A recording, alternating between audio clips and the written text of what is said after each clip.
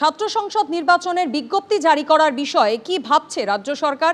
এবার রাজ্য সরকারের আইনজীবীকে সরাসরি এই প্রশ্ন করলেন কলকাতা হাইকোর্টের বিচারপতি। এই নিয়ে রাজ্য সরকার কি ভাবনা চিন্তা করছে তা জানাতে 2 সপ্তাহের সময়সীমা বেঁধে দিল আদালত।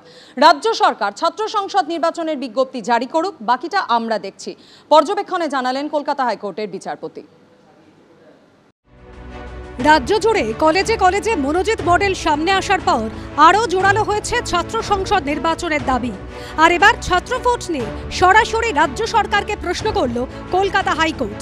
ছাত্র সংসদ নির্বাচনে বিজ্ঞপ্তি জারি করার বিষয়ে কি ভাবছে রাজ্য সরকার? 2 সপ্তাহের সময়সীমা বেঁধে দিয়ে সরকারকে জানাতে নির্দেশ দিলেন বিচারপতি সৌমেন সেন। একদম অত্যন্ত সঠিক সিদ্ধান্ত। ইউনিয়ন তো ছাত্রদের একটা গণতান্ত্রিক অধিকারের জায়গা।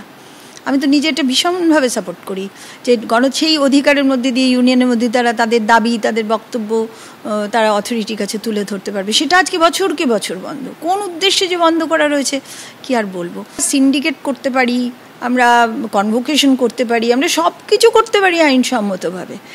নির্বাচন তো সেখানে খুব ছোটোখাটো ব্যাপার। 2017 জানুয়ারিতে শেষবার রাজ্যের কলেজগুলিতে ছাত্র ভোট হয়েছে। তারপর রাজ্যে 2টো পঞ্চায়েত নির্বাচন, 2টি লোকসভা নির্বাচন, 1টি বিধানসভা নির্বাচন, একাধিক উপনির্বাচন এবং পুরসভা নির্বাচন হয়েছে। হয়নি শুধু ছাত্র ভোটটাই, তাও 7 বছর ধরে।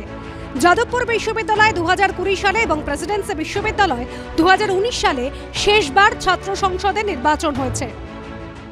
সরকার যদি বিজ্ঞপ্তি করেন আমরা নিশ্চয়ই ব্যবস্থা নেব, তবে সরকারের কাছ থেকে আমরা এই সাহায্যটা চাইব যেন যদি ইউনিভার্সিটির প্রেমিসেসের মধ্যে কোনো রকম অশান্তি না হয়, ছেলেমেয়েরা নিজেদের ইচ্ছে মতো যাকে খুশি তাকে ভোট দেবে। এদিন রাজ্য সরকারের তরফে হাইকোর্টে সওয়াল করা হয়, অস্থায়ী বা অন্তর্বর্তীকালীন উপাচার্য নিয়ে আমরা নির্বাচনে যাব না, এগুলো রাজনৈতিক নিয়োগ, আমরা এই সিদ্ধান্ত চ্যালেঞ্জ করছি। তখন বিচারপতি বলেন, এটা আপনি বলতে পারেন না। আজকে আদালতের যে পর্যবেক্ষণ, আদালত যা নির্দেশ দিয়েছে রাজ্য সরকারকে যে আপনি দরকার হয় বিজ্ঞপ্তি জারি করুন, বাদবাকিটা আদালত বুঝে নিচ্ছে, কিন্তু ইলেকশনকে এক্সপিডাইট করতে হবে। এইভাবে আদি অনন্ত কাল ধরে একটা স্টুডেন্ট ইউনিয়ন ইলেকশন কখনো ফেলে রাখা যায় না।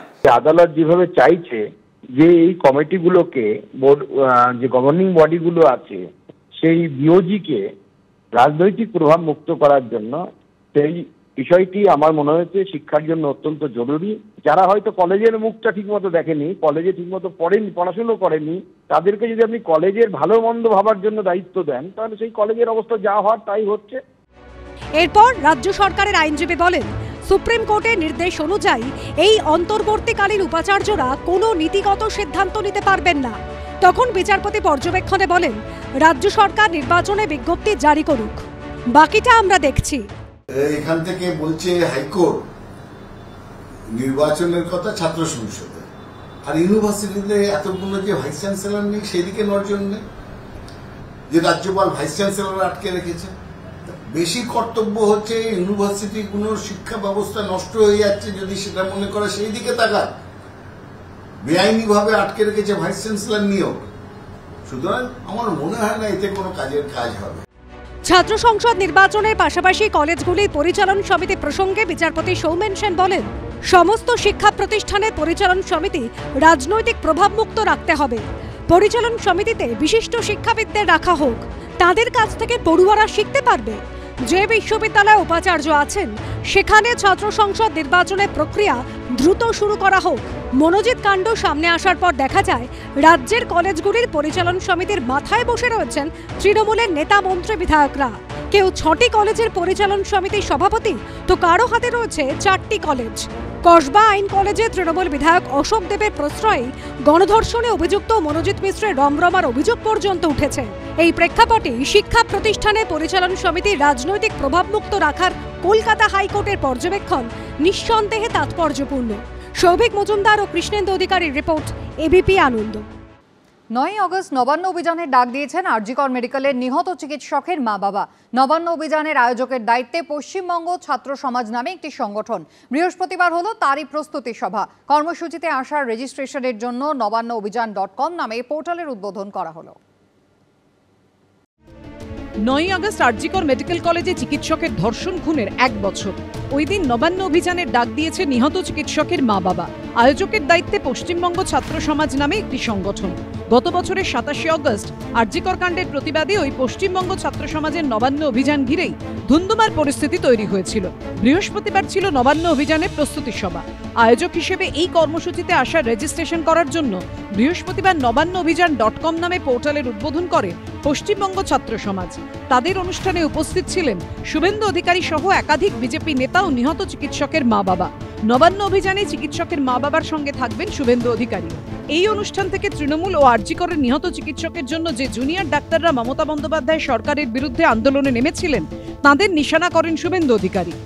আন্দোলন ভেঙেছে, আন্দোলনকে অরাজনৈতিক তকমা দিতে গিয়ে রাজ্যের প্রধান বিরোধী দলকে আন্দোলনে ঢুকতে দেওয়া হয়নি। সব করিয়েছেন কে? এই মমতা বন্দ্যোপাধ্যায়। তাই এই লড়াইটাকে ঠিক জায়গায় নিয়ে যেতে হবে। নিশ্চিতভাবে যে ঘটনা ঘটেছে সেই ঘটনা নিন্দনীয়, কেউ সেটাকে সমর্থন করেনি।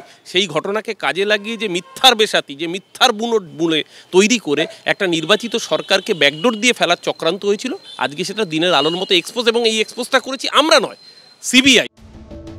শুভেন্দু অধিকারীর আক্রমণের পাল্টা জবাব দিয়েছেন আন্দোলনকারী জুনিয়র চিকিৎসকরা। 8 এবং 9 আগস্ট আমাদের সুনির্দিষ্ট কর্মসূচিও রেখেছি। সেই কর্মসূচিও আবার দ্বিতীয়বার প্রমাণ করবে যে সাধারণ মানুষ কতটা আমাদের সাথে আছে, জুনিয়র ডাক্তারের আন্দোলনের সাথে কতটা সহমত। কিন্তু আমি এই প্রসঙ্গে দ্বিমতে যাব না। সাধারণ মানুষেরকে সাথে নিয়ে যদি আন্দোলন করতে হয় এবং মানুষের দাবি দাবা যদি অ্যাচিভ করতে হয়, অর্জন করতে হয়, তাহলে স্বাভাবিকভাবে নাগরিক আন্দোলন অত্যন্ত গুরুত্বপূর্ণ। গত বছর 8ই আগস্ট রাতে আরজিকর মেডিকেল কলেজে তরুণী চিকিৎসকের ধর্ষণ খুনের ঘটনা শোরগোল ফেলে দিয়েছিল। 9ই আগস্ট সকালে মেডিকেল কলেজের 4তলা সেমিনার হল থেকে উদ্ধার হয় নিহত চিকিৎসকের দেহ। আগামী 9ই আগস্ট সেই বিভীষিকাময় ঘটনার 1 বছর পূর্ণ হবে। আর ওই দিনই নবান্ন অভিযান। অরিত্রিক ভট্টাচার্য, সন্দীপ সরকার ও কৃষ্ণেন্দু অধিকারীর রিপোর্ট, এবিপি আনন্দ।